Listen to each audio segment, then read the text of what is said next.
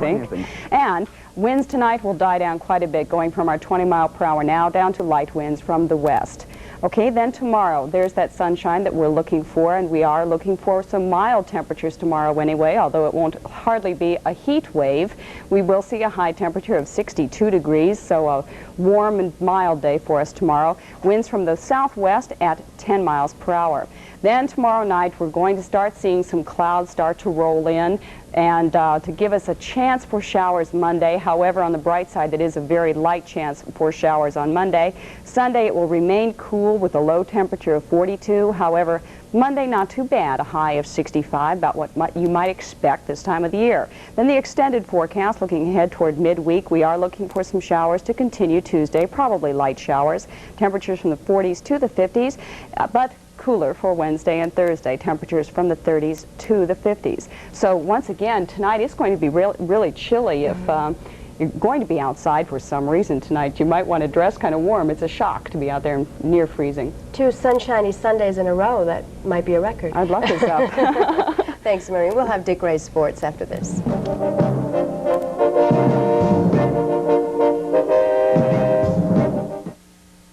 This is Gary Collins. On the next Our Magazine, divorce and how it affects friendships.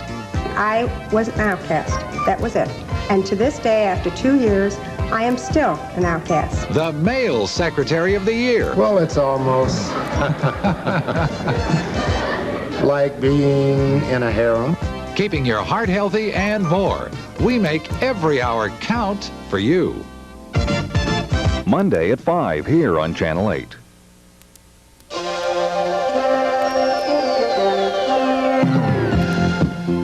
It's another exciting week when PM Magazine takes you to meet Garfield, that funny but sometimes grumpy $1 million cat. Then watch the world's most grueling race, a 2-mile ocean swim, immediately followed by a 100-mile bike ride and topped off with a 26-mile run. And finally, meet the infamous county commissioner from the Dukes of Hazzard. Join Darren and Mike for this and more on PM Magazine. Trees are part of every American's heritage.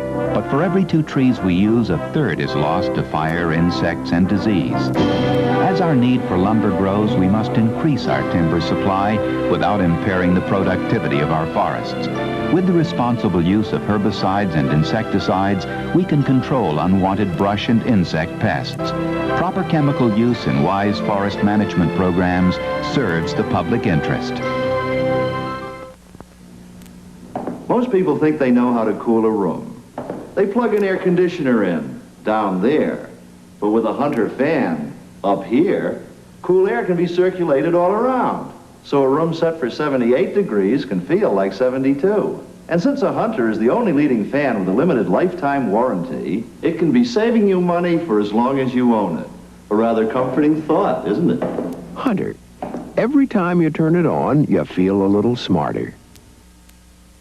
Dick Ray's filling in for Jim Barber, and we've heard about the Yankees' problems off the field all this spring, and they apparently had some problems on the field today. They lost today, but apparently won't keep them out of first place in the American League East. The New York Yankees went into Major League play tied with Cleveland in the American League East, but lost some ground to Sparky Anderson's Detroit Tigers this afternoon at Tiger Stadium.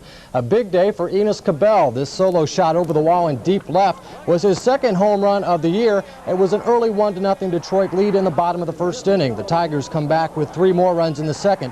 Alan Trammell scores through on the hit and run, and Tim Brookins scores. Alan Trammell comes through with the hit, 2-0 Tigers there. Then with bases loaded, Enos Cabell 2 more RBIs. It's 4-0 lead for the Tigers at the end of 2. 3 hits, 3 RBIs on the day for Cabell. Then the top of the 6th, trailing 5-1, Yankee designated hitter Bobby Mercer blasts this one out.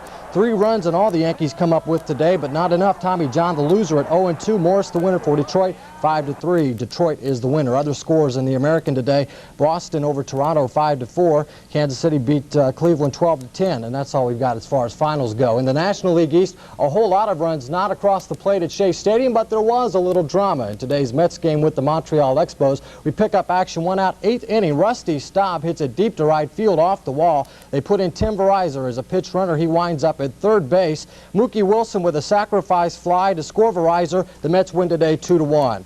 In other National League play today, Philadelphia loses again. Steve Carlton 0-2 on the year. The Cardinals win 6-0. Andujar, a 3-hitter. Chicago leading Pittsburgh 8-3 after 7.5 with a rain delay. And Cincinnati, after 6.5 innings, leading San Francisco by a count of 4-1. After waiting over a week, the Indianapolis Checkers Hockey Club will begin semifinal action for the Central Hockey League's Adams Cup. Wichita will be the opposition, but tonight's game will be played in Edmonton, home of the Wind's parent club. The series will move to Wichita on Tuesday, and they'll be kind of away tonight. Will there be a home crowd? Let's ask Checkers coach Fred Creighton.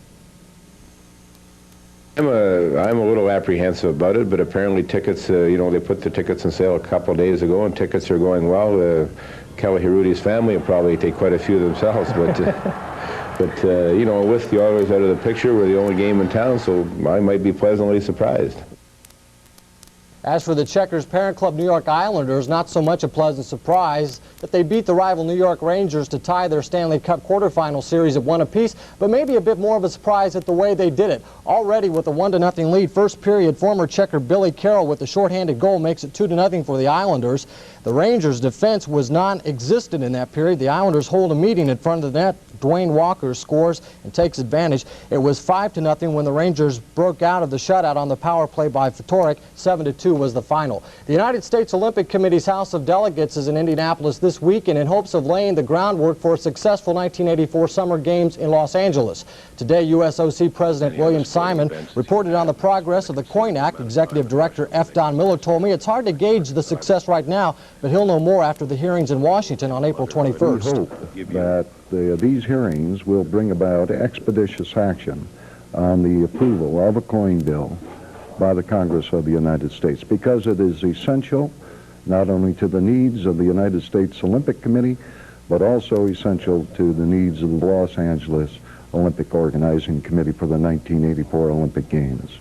In less than 24 hours, the Pacers' NBA season will be completed. Jack McKinney and company will be playing for pride against the Chicago Bulls at the stadium tomorrow. Last night in Atlanta, the Hawks led from start to finish. It was Roundfield Eddie Johnson on the opening tip in a 2-0 lead, game-high 22 for Johnson. The Pacers now 35-46 in the NBA Central Division. May go in tomorrow's game without George McGinnis and Louis Orr suffering from injuries.